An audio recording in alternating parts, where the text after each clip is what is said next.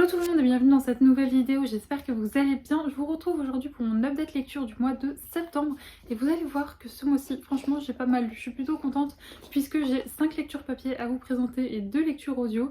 Je suis vraiment contente puisqu'il faut savoir que les 10 premiers jours du mois de septembre j'étais en vacances et j'ai très peu lu en vacances, donc je me suis bien rattrapée en rentrant, donc je suis vraiment contente. Et puis franchement, si vous avez vu mon book haul, on va dire que ça équilibre un petit peu. Alors même si je n'ai pas autant lu que j'ai acheté, ça équilibre un peu. J'ai quand même pas mal de livres qui sont sortis de ma palle et ça, c'est plutôt une bonne nouvelle. Donc écoutez, sans plus tarder, je vais vous présenter ma première lecture. Et on va commencer sans plus tarder avec Inheritance Game, le tome 2 de Jennifer Lynn Barnes. Dans ce roman, il est question de secrets de famille, de mystères, un manoir, d'énigmes, d'héritage familial et c'est du young adulte. Dans le premier tome, alors oui, je vais pas vous faire le résumé du deuxième tome parce que je vous spoilerai complètement le premier, mais dans le premier tome, nous allons suivre Avery qui est une jeune lycéenne qui a récemment perdu sa maman et qui vit donc avec sa sœur qui est maintenant sa tutrice. Elles ont malheureusement très peu de moyens, ce qui peine beaucoup Avery puisque elle a vraiment de très bons résultats, elle est très intelligente et donc elle aimerait énormément aller dans une bonne université, mais malheureusement elle vit vraiment pas dans la misère mais presque, elles ont vraiment très peu de moyens. Et un beau jour, alors qu'elle est en cours, on va l'appeler et elle va découvrir qu'elle a hérité d'un énorme millionnaire qui est Tobias Hartford. C'est Tobias, oui, Tobias Hartford. Et donc elle va découvrir que ce monsieur qu'elle ne connaît ni d'Adam ni d'Ève lui a légué sa fortune à une condition, qu'elle habite pendant 1 an dans le manoir familial. Et donc dans ce manoir familial, elle va retrouver toute la famille de ce monsieur qui, vous vous en doutez, ne va pas être très heureuse de l'accueillir puisque du coup eux n'ont quasiment rien touché alors que elles qui ne connaissent absolument pas a hérité de toute la fortune. Donc il va y avoir quelques conflits entre elle et le reste de la famille, mais ses 4 petits-fils vont se montrer un petit peu plus sympathiques avec elle et donc du coup elle va découvrir que ce monsieur adorait les énigmes et que donc il a laissé dans ce manoir juste immense où il y a plein de pièces secrètes, il a laissé plein d'indices pour découvrir le pourquoi du comment elle a été choisie et donc elle va s'allier avec les 4 petits-fils de ce monsieur et donc du coup voilà, parcourir ce manoir à la recherche d'indices pour découvrir voilà le pourquoi du comment est-ce qu'elle a été choisie. Et donc voilà pour le résumé du premier tome, c'était vachement bien, même si je vous avoue que j'ai quand même bien préféré ce deuxième tome. Et oui, si vous me suivez en vlog, voilà, oui, c'était en vlog à l'époque, je vous avais donné mon avis sur le premier tome, mais j'avais été quelque peu déçue parce que voilà, c'est un livre dont on entendait énormément parler, donc forcément je pense que mes attentes étaient très hautes et j'avais été un petit peu déçue. Mais dans ce second tome, je trouve déjà que les personnages sont bien plus développés et bien plus attachants. Je trouve également que l'intrigue est bien mieux puisque finalement dans le premier tome j'étais vraiment restée sur ma faim au niveau de l'énigme. La vérité qu'à moitié résolue, on n'avait pas toutes les réponses. Là dans ce second tome on a quasiment toutes les réponses à nos questions, en tout cas on y voit bien mieux clair. Et je trouve aussi que la plume de l'autrice nous embarque vraiment dans cette histoire où vraiment on tourne les pages à la recherche également d'indices avec les personnages. On a l'impression un petit peu d'être une petite souris qui les suit partout et d'être avec eux et de vivre tout avec eux. Et également j'ai trouvé que ce livre était très bien rythmé, on ne s'ennuie pas, les pages se tournent comme je vous l'ai dit avec une grande facilité. Donc vraiment je vous recommande cette saga si jamais vous ne l'avez pas encore lu. Moi je pense que dès que j'ai fini ma pile automnale et que l'hiver approchera, je me plongerai dans le 3e tome. Je sais également que ce mois-ci, au mois d'octobre, il y a le 4e qui est paru. Alors le 4e, il me semble que la trilogie est terminée, mais que ce 4e tome est un tome un peu compagnon sur les frères Hartford, où on va plus suivre Avery comme personnage principal. Mais si c'est dans la même veine que ce 2e tome, et si ça continue comme ce 2e tome, je pense que ça va être une saga coup de cœur. Pour ma seconde lecture, c'est une lecture que je ne possède pas en format papier, donc je vais vous mettre la couverture juste ici. Il s'agit de Fable, le premier tome d'Adrienne Young, que j'ai lu en lecture audio grâce au site Nextory. Voilà, j'ai profité de mes vacances pour trouver un lien pour avoir 30 jours gratuits, et donc du coup pouvoir tester l'application. J'avoue que j'en suis très contente, j'ai continué d'ailleurs... j'ai continué mon abonnement en fait parce que je trouve que cette application est vachement bien et donc du coup pendant mes vacances j'avais envie d'une fantaisie maritime et j'ai trouvé Fable. Et justement dans cette fantaisie là il s'agit d'une fantaisie maritime donc parfaite pour l'été avec des pirates, de l'aventure, une romance et où il est question de voyage puisque à l'intérieur nous allons suivre Fable. Fable qui est la fille d'un très grand pirate, enfin on n'appelle pas ça vraiment pirate mais c'est un petit peu le ressenti, et donc d'un très grand on va dire homme d'affaires des mers on va dire, voilà, puisqu'il possède énormément de navires, il est très respecté et très redouté. Et un beau jour il va, pour des raisons que je vous laisserai découvrir au fil des pages, l'abandonner sur une île totalement perdue. Il faut savoir qu'elle a perdu sa mère il y a très peu de temps dans une tempête, donc elle se retrouve toute seule dans cette île qui est très austère, et donc elle va pour survivre essayer de trouver des gemmes. Voilà, elle va va plonger pour trouver des gemmes et les revendre à un certain capitaine sur le port qui s'appelle Wes. Et un beau jour, alors que eh bien, elle va être très proche de la mort, elle va être poursuivie par un homme qui veut sa mort, elle va décider de rejoindre Wes et de lui demander en fait tout simplement si elle peut payer sa traversée avec lui pour essayer de retrouver son père. Et donc c'est ce qu'elle va faire, elle va embarquer sur le bateau de Wes et elle va découvrir à l'intérieur tout son équipage. Et donc du coup il va leur arriver plein d'aventures. Elle va essayer de s'intégrer comme elle peut dans l'équipage et je vous laisse découvrir la suite en lisant le roman. Mais c'était vraiment très très chouette. J'ai vraiment adoré l'ambiance de ce roman. Alors comme je vous l'ai dit, on ne parle pas réellement de pirates, mais c'est un petit peu ça, voilà, ils sont là, ils voyagent, ils font quelques petits trafics pas très clairs, etc. Donc on peut vraiment dire qu'on est avec des pirates. J'ai beaucoup aimé, on peut dire, cette fantaisie maritime, je vous l'ai pas dit, mais il y a un tout petit peu de magie, donc on peut parler de fantaisie, mais ça reste très très léger. J'ai adoré en fait le fait qu'on voyage sur la mer. Pour moi qui était en vacances en plein été, c'était vraiment une lecture parfaite. J'ai aussi beaucoup aimé le personnage de Fable, vraiment j'ai eu un énorme coup de cœur. Elle est à la fois badass, elle est ultra débrouillarde, elle a aussi un côté sensible qui est juste génialissime. Et puis bah, voilà, les autres personnages sont aussi très très chouettes. On a un petit peu de romance, mais pour les gens comme moi qui ne sont pas non plus des grands férus de romance, c'est très léger, du moins dans le premier tome. Donc voilà, pour ceux qui n'aiment pas forcément la romance, ça ne vous dérangera pas. J'ai également aussi, pareil, adoré la plume que j'ai trouvée très immersive. J'avais vraiment l'impression, encore une fois, un peu comme je vous l'ai dit pour Inheritance Game, d'être une petite souris sur le bateau et de suivre toute leur aventure. J'ai aussi beaucoup aimé cette cohésion qu'il y a entre l'équipage, vraiment cet esprit on va dire de famille qu'on s'est choisi. C'était vraiment top. Le seul petit point noir pour moi de ce roman, c'est le rythme de début qui est assez lent, voilà. Donc voilà, enfin, faut aussi vraiment s'accrocher au début parce que voilà, si vous avez cette impression que le rythme est lent, ne vous inquiétez pas, ça va s'accélérer après et ne vous arrêtez pas sur ce petit point négatif puisque ça va bien mieux au fil des pages. Bref, vous l'aurez compris, j'ai adoré cette fantaisie maritime. Je vous la recommande vivement pour l'été prochain puisque moi je vais me lire le tome 2 l'été prochain, c'est sûr. Là c'est clair qu'en pleine période automnale, j'ai pas trop envie d'aller avec des pirates sur la mer. Je suis plus dans mes petits manoirs hantés, ça me convient bien mieux. Mais vraiment, pour l'été prochain, c'est une duologie. Sachez que c'est une duologie, d'ailleurs, je vous l'ai pas dit. Il y a un tome 1, un tome 2 et il y a des tomes compagnons également qui sont publiés. Il y a un tome compagnon sur le père de Fable, mais également sur deux protagonistes qui font partie de l'équipage de Wes. D'ailleurs, il est sorti ce mois-ci, au mois d'octobre. Donc voilà, je verrai pour... si voilà, j'aime toujours autant le tome 2, peut-être que je me dirigerai vers les tomes compagnons, mais sachez que l'histoire en elle-même est finie en 2 tomes.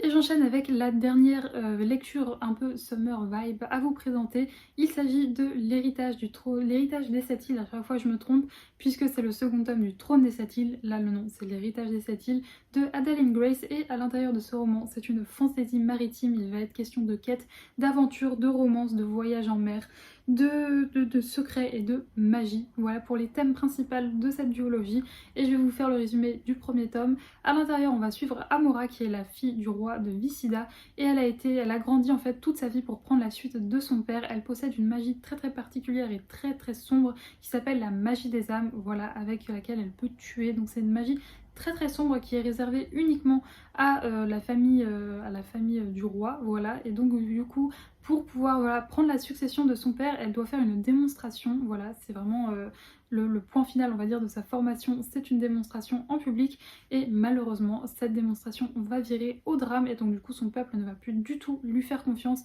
et en plus de ça elle ne pourra pas du coup prendre la suite de son père et donc voilà, bah, autant vous dire qu'elle est totalement détruite puisqu'elle a toujours grandi dans le but de devenir la reine de Visida et donc pour se rattraper elle va décider de prendre la fuite avec un certain pirate qui débarque qui s'appelle Bastian et elle va donc tout faire pour regagner la confiance de son peuple.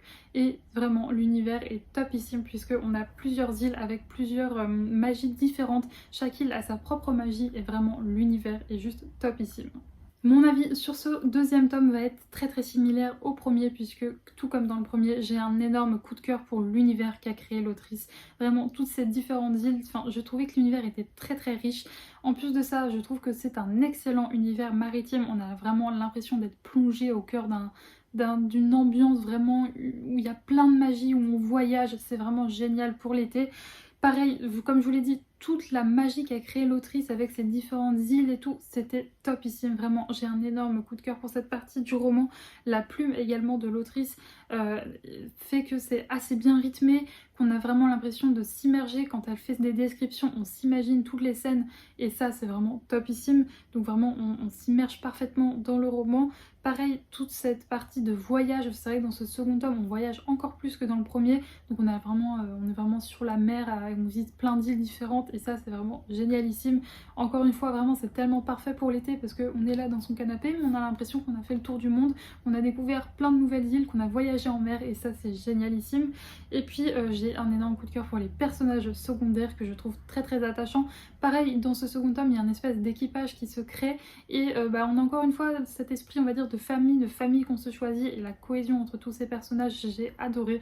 Par contre, le seul point noir pour moi de ce roman, c'est le personnage d'Amora. Voilà, tout comme dans le premier tome, je n'ai absolument pas accroché avec ce personnage que je trouve vraiment bien trop sûr d'elle, qui a des réactions vraiment puériles, qui n'est absolument pas mature. Alors dans le premier tome, ça pouvait s'expliquer par le fait que voilà son père la couvait énormément, qu'elle n'avait jamais vraiment voyagé, qu'elle était très protégée. Mais dans le second tome, je m'étais dit voilà, avec toutes les aventures qu'elle a vécues dans le premier, là elle devrait prendre un petit peu en maturité. Ça n'a pas du tout été le cas, je n'ai absolument pas compris la plupart de ses réactions. Dans le premier tome, il y a une petite romance qui se dessine, dans le second tome on en parle bien plus et j'ai trouvé que vraiment je n'ai pas compris cette romance parce que c'est que des non-dits. En fait, c'est tout ce que je déteste, c'est que des non-dits. On ne se parle pas, on ne se dit pas les choses. Enfin, surtout du côté du personnage d'Amora parce que du côté du personnage masculin, justement, j'ai adoré le personnage masculin parce que lui, il a vraiment envie de parler, il dit les choses. Elle, non, voilà. Donc vraiment, c'est le seul point noir pour moi de ce roman. C'est Amora, c'est ce qui fait que ce n'est pas un coup de cœur. Mais en même temps, c'est une lecture que je vous recommande à 2000% parce que si on enlève le fait que je n'ai absolument pas accroché avec le personnage principal, je vous le dis, j'ai eu un énorme coup de cœur pour cet univers que je trouve ultra riche, très bien développé et vraiment je trouve que ce serait dommage de passer à côté, juste à cause du personnage d'Amora. Donc c'est quand même une duologie, puisque oui, je crois que je vous l'ai dit, mais c'est une duologie qui est terminée. C'est une duologie parfaite pour l'été et je vous la recommande à 2000% pour l'été prochain. Je vais maintenant vous parler de ma seconde lecture audio. Il s'agit du tome 1 des 7 sœurs de Lucinda Riley. Et si vous me suivez, vous savez que j'avais déjà lu un livre de Lucinda Riley en lecture audio. J'adore ce format pour cette autrice. C'était La Maison des Orchidées, il me semble que c'était ça le titre. Et j'avais beaucoup aimé. Donc j'avais vraiment envie de me replonger dans l'écriture de cette autrice que je trouve juste sublimissime. Et donc j'ai choisi, voilà, on va dire son plus grand best-seller qui est sa saga sur les 7 sœurs. Pour vous résumer, si vous ne connaissez pas encore cette histoire, on va suivre plusieurs sœurs, donc 7, enfin 6 justement, il y a 6 sœurs, je pense qu'on comprendra pourquoi plus tard il n'y en a que 6 et que ça s'appelle les 7 sœurs. Mais en tout cas, dans ce premier tome, on va suivre notamment Maya qui est, on va dire, la première fille que l'homme a adoptée. Ces 7 sœurs ont été adoptées par un très riche milliardaire qui habite sur une île et qui voilà de temps en temps ramenait un enfant et de ses voyages tout simplement. Et donc du coup là on va suivre Maya qui suite à la décès de cet homme en fait il a laissé des indices à toutes ses filles pour savoir d'où elles venaient. Et donc du coup comme c'est si bien le faire Lucinda Riley, on va découvrir le passé de là en l'occurrence dans ce premier tome Maya. Et donc on va voyager entre le présent et le passé pour découvrir son histoire. Dans ce premier tome on va au Brésil, donc du coup encore une fois c'était très bien pour cette période d'été puisque voilà au Brésil il fait chaud, qu'en plus de ça Lucinda Riley comme d'habitude sait parfaitement nous plonger avec ses descriptions dans l'ambiance dans laquelle sont nos personnages. Donc c'était vraiment une lecture parfaite pour l'été. J'ai vraiment beaucoup aimé, encore une fois j'ai absolument pas été déçue de ce Lucinda Riley. Je vous avoue que j'avais quelques appréhensions parce que cette saga est tellement appréciée, on en entend tellement parler que j'y allais avec énormément d'attentes, mais très sincèrement je n'ai absolument pas été déçue. L'autrice sait parfaitement faire ses allers-retours entre le présent et le passé, tout comme dans La Maison des Orchidées. C'est vrai que généralement quand on a un côté au passé, un côté dans le passé, un côté au présent, généralement moi en tout cas à chaque fois pour les lectures que j'avais lues, il y avait toujours un côté que je préférais, où je préférais suivre les personnages dans le passé ou dans le présent. Là vraiment je retrouvais les parties à chaque fois avec vraiment beaucoup d'entrain parce que à chaque fois c'est très bien écrit. Vraiment je pense que pour moi le plus gros point fort de l'autrice c'est sa plume qui nous immerge totalement avec les personnages. J'ai beaucoup aussi aimé le personnage de Maya que j'ai trouvé très très touchante. Et puis également les personnages qu'elle va rencontrer au fil des pages, les personnages également qui appartiennent au passé que je vous laisserai découvrir. J'ai vraiment tout aimé, et le dénouement final, on va dire le pourquoi du comment, du coup est-ce qu'elle est arrivée avec du coup Passault, pourquoi Passault l'a adoptée. J'ai trouvé que c'était très très bien ficelé. Je n'ai pas tout vu venir, il y a quelques petits détails que j'avais vu venir, que j'avais su lire un peu entre les lignes pour savoir le pourquoi du comment, mais beaucoup de choses aussi, j'ai été très surprise. Donc vraiment les révélations finales sont juste topissimes. Si vous ne l'avez pas encore fait, si vous n'avez pas encore craqué sur cette saga, je vous le conseille à 2000%. Je sais que pour pas mal de personnes, le début est assez lent. Je ne sais pas si moi ça venait du fait que j'avais voilà, ma lecture audio, et donc du coup je n'avais pas cette impression. Moi je ne l'ai pas ressenti, en tout cas. Si vous avez envie de vous lancer dans les lectures audio, sachez que les livres de Lucinda Riley sont juste topissimes pour ça. En plus, j'adore les voix qui sont choisies pour ces romans. Je ne sais pas si c'est la même que pour La Maison aux Orchidées. En tout cas, là, la voix était juste topissime. Je l'ai écoutée sur Audible. Voilà, j'ai arrêté mon abonnement Audible du coup, puisque je suis passée chez Nextory. Mais j'ai encore pas mal de crédits audio, et je pense que du coup, je vais utiliser mes crédits audio Nextory, mes crédits audio Audible, pardon, pour les utiliser pour lire des livres de Lucinda Riley, parce que vraiment, en format audio, c'est topissime. Et on va passer sans plus tarder aux premiers livres qui appartiennent à ma pile automnale, pile à mood automnale. On va commencer par L'Engrange-Tante de Nell Playfair, qui est publié aux éditions Hachette. Toujours peur, oui, Hachette Roman, je confonds toujours Hachette et Rose, Hachette Roman. Et donc moi, j'ai cette merveilleuse édition Toc Toc Toc, voilà, avec le beau Jaspa. J'ai comment vous dire que, vu que ça a été un énorme coup de cœur, je ne regrette pas d'avoir craqué sur cette magnifique édition collector. Pour ceux qui n'auraient pas encore entendu parler de ce livre, à l'intérieur nous allons suivre Sophie Delapointe, qui évolue dans un univers assez particulier, puisque dans celui-ci, les horloges ont un pouvoir. Les harmonia, comme on les appelle, sont des horloges qui peuvent parler. Voilà, c'est des petites horloges parlantes qui sont là pour déjouer les complots et prévenir des attentats. C'est d'ailleurs pour ça qu'il y en a plein dispersés un peu partout dans le palais. Elles écoutent et elles retranscrivent les conversations qu'elles entendent, tout simplement pour protéger le roi et sa famille. Et donc Sophie, elle fait partie des personnes qui peuvent comprendre ces horloges-là, puisque tout le monde n'a pas ce pouvoir-là.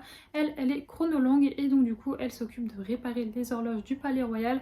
À côté de ça, elle tient également une petite horlogerie où elle s'occupe d'harmonia en ville.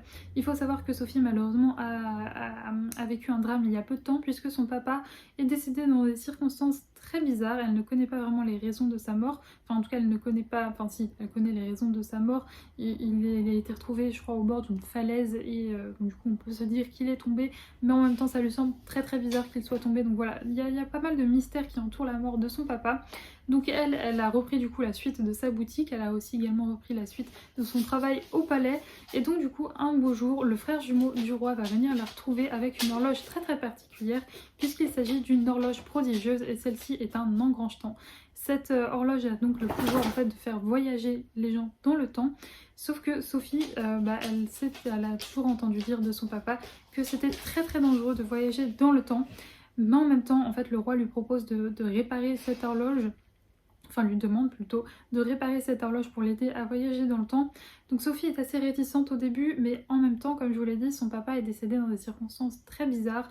Il lui manque énormément, et donc du coup, elle se dit que ce serait le moment, en fait, tout simplement, pour pouvoir revoir son papa, et puis pour pouvoir découvrir un peu pourquoi est-ce qu'il est décédé. Donc du coup, elle va accepter, mais comme je vous l'ai dit, voyager dans le temps, ça a des conséquences, et donc elle va très vite les découvrir. Donc je vous laisserai découvrir le pourquoi du comment et toutes les aventures qu'elle va vivre en vous plongeant dans ce roman, mais c'était génial. Comme je vous l'ai dit, c'est une alerte coup de cœur, vraiment. Je pense que je vais vous saouler tout l'automne avec ce livre à vous dire mais lisez-le, il est trop bien. Vraiment, c'était génialissime. Déjà, parlons de cette magie en fait autour des horloges. Je trouve ça génial. J'avais l'impression qu'il y avait plein de petits bing bang comme dans La Belle et la Bête de partout. Je trouve que c'est une super bonne idée, cette magie autour des horloges. Pareil, le fait qu'elles aient plusieurs pouvoirs, les plus communes c'est les harmonia qui écoutent et qui parlent, mais c'est juste génialissime. Vraiment, l'autrice est un génie d'avoir créé cet univers magique.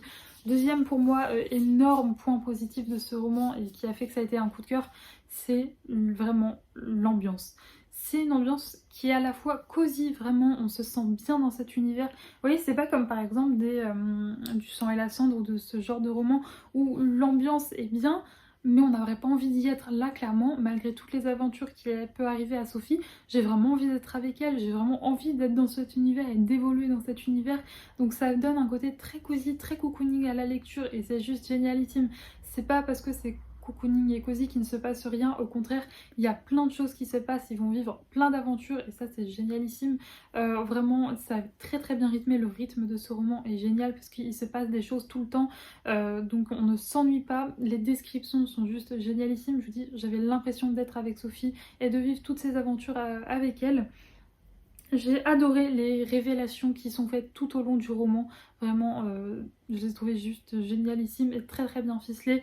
Et le fait que tout au long du roman il y a plein d'aventures et j'ai adoré suivre nos personnages dans cette aventure. Et en parlant des personnages, ceux-ci étaient juste génialissimes, je les ai trouvés très très bien développés, ultra attachants. Sophie elle est juste géniale parce que à la fois elle est courageuse mais elle a un côté assez sensible où voilà elle a toujours été on va dire dans sa petite bulle avec ses horloges, elle a jamais trop découvert le monde et là il lui arrive plein d'aventures donc ça la rend super touchante. Vraiment je l'ai adorée, j'ai également adoré tous les personnages qui gravitent autour d'elle, les personnages secondaires, c'est vraiment topissime. Bref, je pense que vous comprenez que je vous recommande ce roman à 2000%. Si jamais vous n'avez pas envie d'investir dans l'édition collector qu'il y est à 25,90€, sachez qu'il existe également en édition paperback, donc moins cher du coup, je ne sais pas combien exactement elle est, mais c'est moins cher, donc vraiment, lisez L'Engroche-Temps, vraiment, je vous en conjure, lisez-le, il est trop bien. On continue avec une lecture parfaite pour cette période automnale, il s'agit du Secret de Pembroke Park de Julie Klassen, pardon, j'allais vous dire le nom du personnage principal, pas du tout. C'est de Julie Klassen et c'est publié aux éditions Hauteville, moi j'ai le format poche. Sachez que j'ai l'impression qu'il est assez difficile de le trouver maintenant ce roman, mais vous pouvez toujours le trouver en édition e-book si vous intéresse. Mais en tout cas, à l'intérieur, nous allons suivre Abigail Foster, qui est très inquiète pour l'avenir de sa famille puisque son père voilà, vient de faire un très mauvais investissement et donc ils ont perdu toute leur fortune. Eux qui habitaient une très belle demeure à Londres, ils vont être obligés de la revendre puisqu'ils n'ont plus les moyens d'habiter dans les beaux quartiers de Londres, donc c'est une vraie descente sociale pour eux. Et un beau jour, comme sauvés par le gong, ils vont recevoir une lettre enfin plutôt la visite d'un notaire qui leur apprend que quelqu'un de leur famille qui souhaite rester anonyme va leur proposer de leur louer gratuitement sa demeure qui est du coup le domaine de Pembroke Park qui se situe en pleine campagne anglaise. Et donc bien sûr eux qui sont à la rue et qui vont être obligés de vivre dans une demeure on va dire bien moins haut de gamme, là ils se retrouvent avec un manoir en pleine campagne, enfin c'est même pas un manoir, c'est un énorme domaine en fait en pleine campagne. Donc du coup ils sautent sur l'occasion et donc Abigail et son papa vont partir tous les deux dans un premier temps dans ce manoir puisque sa sœur et sa mère sont en pleine saison londonienne. Donc elle va commencer à découvrir ce manoir qui jusque-là était abandonné depuis plusieurs années. Elle va le remettre en état avec l'aide de son papa et de domestiques qui ont été engagés pour l'occasion au manoir. Et dès les premières nuits, Abigail va se rendre compte qu'elle entend des bruits bizarres, qu'il se passe des choses assez étranges dans ce manoir la nuit, donc elle n'est pas très rassurée.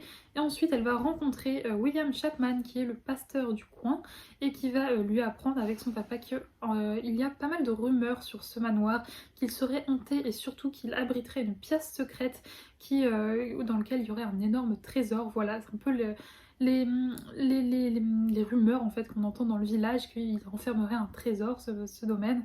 Et donc du coup voilà elle va enquêter un petit peu de son côté pour savoir s'il y a une réelle pièce secrète. Et sa relation avec William Chapman va un petit peu évoluer puisqu'elle va tomber peu à peu, on va dire pas amoureuse, mais voilà il va y avoir une petite romance qui va se mettre entre les deux.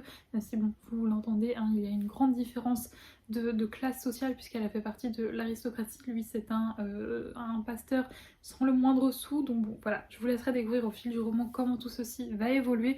Mais franchement j'ai beaucoup aimé ma lecture. Déjà je vais vous lire une phrase qui je trouve résume parfaitement l'ambiance de ce livre, aussi romantique que Jane Austen, aussi sombre que Charlotte Brontë. Vraiment, c'est tout à fait ça, puisqu'on va être vraiment plongé dans cette ambiance vraiment gothique et assez pesante. Puisque bon, je vous avoue qu'au début j'étais un peu déçue parce que je pensais qu'on allait vraiment se concentrer sur cette partie de manoir peut-être un peu hantée, mais la vérité c'est que ça tourne beaucoup plus autour du mystère de cette pièce secrète et où voilà, Abigail va vraiment enquêter dessus, mais il y a quand même une ambiance très pesante puisqu'à côté de ça elle va recevoir des lettres anonymes plus qu'étranges. Il y a un énorme secret autour de ce manoir puisque quand elle va emménager dedans, tout a été laissé en l'état, comme si la famille qui l'occupait précédemment était partie vraiment très très rapidement. Plus il y a bien évidemment dans le village plein de rumeurs autour de ce manoir. Donc même si on est plus dans cette énigme autour de cette pièce secrète, il y a quand même une ambiance très pesante et très sombre qui tourne autour de ce domaine et avec des personnages assez énigmatiques, assez étranges. Donc c'est quand même parfait pour cette période d'Halloween puisque encore une fois cette ambiance assez pesante, assez brumeuse est vraiment parfaite pour cette période. Vous allez être plongé. Ça va pas vraiment être un roman frissonnant, vous n'allez pas voilà, le lire en mode qu'est-ce qui se passe, mais l'ambiance qui est encore une fois assez pesante est vraiment parfaite pour cette période d'Halloween. En plus de ça, la plume de l'autrice nous permet encore une fois de très très bien nous immerger à l'intérieur. On a l'impression de suivre voilà, tous ces personnages, d'être avec eux et ça c'est juste génialissime. Elle nous fait des très longues descriptions qui nous permettent encore une fois d'avoir l'impression d'être là et de vraiment nous immerger dans cette ambiance et ça c'est juste génialissime. En revanche, je pense que ce n'est pas un roman qui plaira à tout le monde puisque le rythme est très très lent. Voilà, c'est pas un page turner avec des révélations à tous les coins de page, pas du tout, c'est un rythme posé, lent, donc il faut aimer ce type de lecture. Moi personnellement, ce n'est pas ce que je lis le plus, mais une fois de temps en temps, j'aime bien être dans ce genre de rythme qui est plutôt lent. Donc voilà, je préfère vous prévenir parce que vraiment, je ne pense pas que ça plaira à tout le monde. Moi, ça m'a beaucoup plu, mais voilà, si vous n'êtes pas habitué à ce genre de rythme, peut-être que ça peut être un frein pour vous, mais en tout cas, si vous aimez les ambiances lourdes, les ambiances gothiques, je pense vraiment que ça peut beaucoup vous plaire et je vous laisserai le découvrir parce que ce roman pour moi il est vraiment génialissime. On va ensuite passer, on va dire un peu l'ovni du mois de septembre. Il s'agit du thé pour les fantômes de Chris Vulskevik. Je n'arriverai jamais à prononcer le nom de cet auteur. C'est publié aux éditions de Noël. C'était mon premier achat chez ces maisons d'édition. Et donc à l'intérieur nous allons suivre Abigail, non ça c'est Juliette, c'était dans le roman précédent, pas du tout. Agonie qui est une sorcière et Félicité qui est une passeuse de fantômes. Ce sont deux sœurs jumelles qui ne se parlent plus depuis maintenant bientôt 30 ans jusqu'au jour où leurs mamans vont décéder et donc elles vont se réunir toutes les deux puisque Félicité qui est passeuse de fantômes, donc tout simplement en fait elle a le pouvoir d'aider les fantômes qui sont bloqués sur terre pour les aider tout simplement à rejoindre l'au-delà et à être en paix, et bien elle ne va pas trouver le fantôme de sa mère. Elle sait qu'elle n'est pas passée dans l'au-delà, mais elle ne le trouve pas et donc du coup les deux sœurs qui ne se sont pas parlé depuis des années vont du coup devoir s'allier pour pouvoir tout simplement retrouver le fantôme de leur maman. Mais il faut savoir que les deux sœurs, en fait, si elles ne se sont pas parlé depuis 30 ans, c'est parce que leur mère en adorait une, en détestait une autre. Il y a eu une vraie différence en fait dans l'éducation des deux. Une était adorée, était chouchoutée, l'autre était totalement mise de côté, sa mère ne pouvait pas la supporter. Donc je vous laisserai découvrir au fil des pages le pourquoi du comment. Mais voilà, vraiment, elles vont essayer de mieux comprendre leur mère parce qu'elles vont se rendre compte au fil de leur aventure et de leur recherche qu'elles ne la connaissaient pas du tout et qu'il y avait plein de mystères qui entourent son passé.